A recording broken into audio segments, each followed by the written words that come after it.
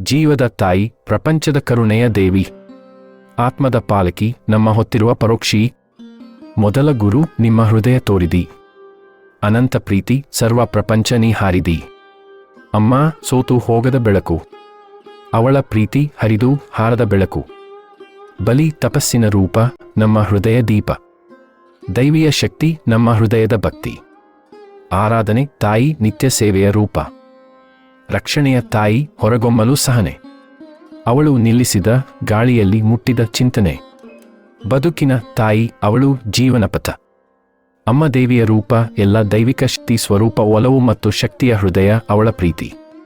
ಪ್ರೇಮ, ದಯೆ, ಪೋಷಣೆ, ಕಾಳಜಿ ಅವಳ ಜಾತಿ. ತಾಯಿ ಪರಿಪೂರ್ಣ, ನಮ್ಮ ತಪಸ್ಸಿನ ಪಾಲವು. ಅವಳ ಪ್ರೀತಿಯ ಹಾರವು, ಶಕ್ತಿಯ ಸಾರವು.